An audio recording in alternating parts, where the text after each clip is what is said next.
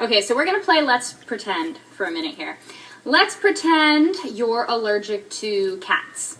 And you find yourself in a room with a cat, and all of a sudden, you get a little wheezy, you start sneezing, your eyes start dripping, maybe you get some welts and stuff, and, your friend comes up to you and says, "Oh, what's going on?" And you say, "Oh, well, there's a cat, I'm allergic to cats."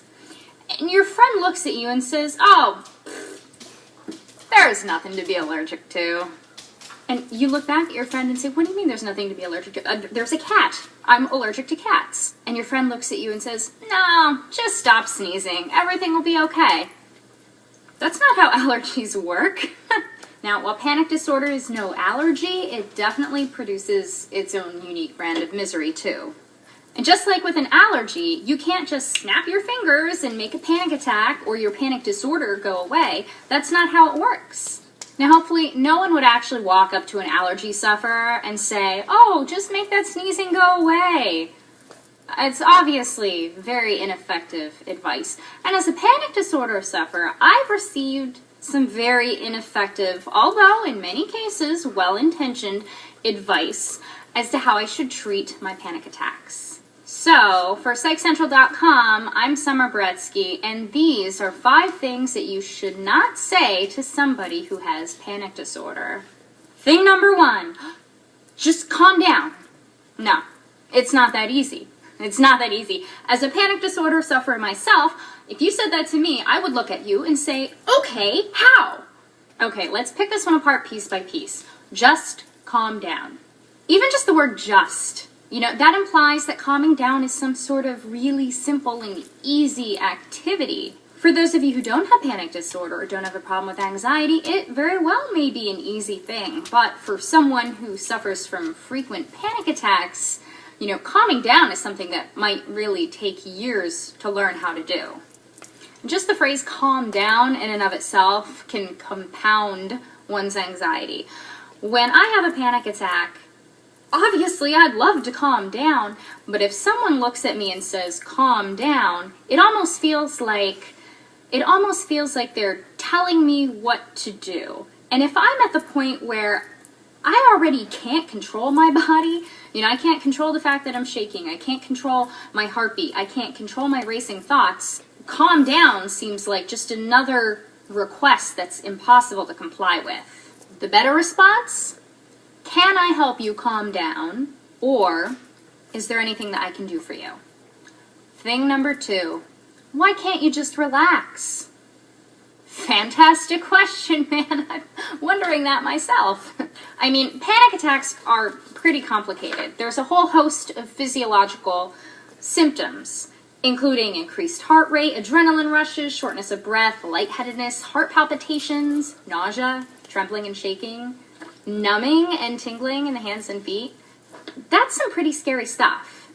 It's our body's natural fight or flight response that would normally kick in, say, when we're being chased by a wild animal. It's the physiological sensations that try to drive us to run away and to keep us alive. Calming down from that and relaxing it's like trying to relax while you're being chased by a wild animal or running out of a burning building. It's just not really possible. I mean, that fight or flight response is kicked in, and it can take a while to calm down from that. It's not a helpful comment. A better response is, "I'm here for you. What can I do to help you relax?"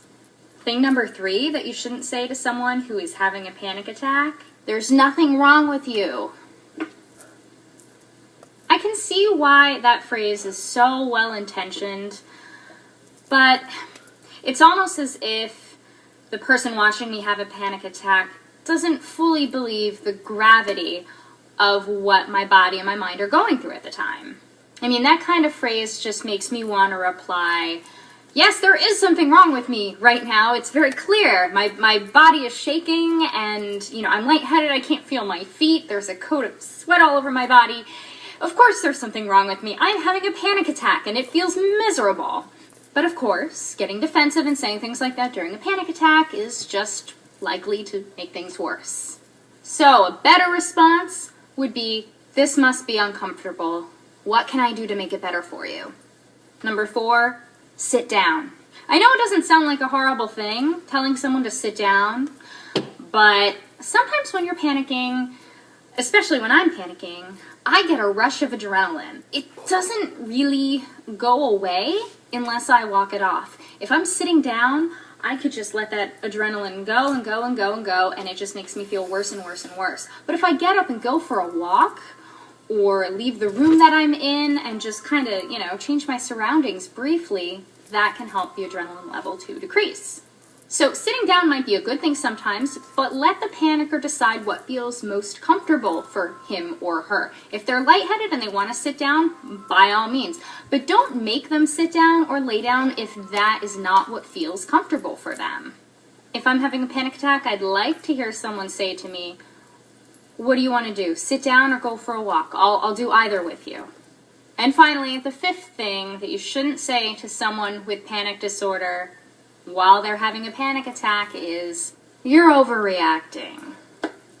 We know we're overreacting. That's what panic disorder is all about. You take a tiny little stimulus and in our mind and in our body, it gets blown up to this giant thing. We know, many of us know how panic disorder operates and the different physiological sensations, and we get the basic gist of things.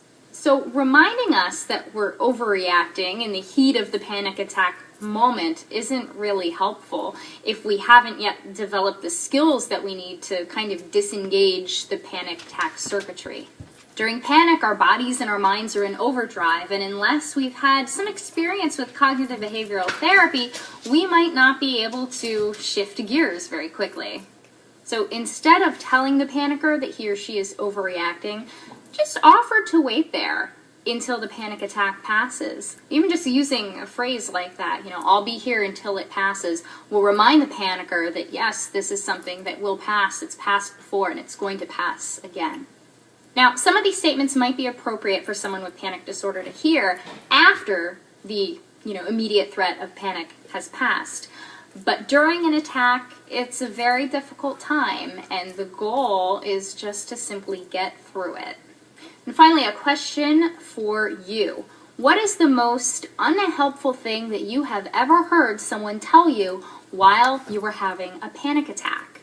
Go ahead and leave a comment below this video, or if you're watching this video from the PsychCentral.com page, leave a comment on the blog post. Thanks for watching, and I hope you and your family members and friends have a panic-free week.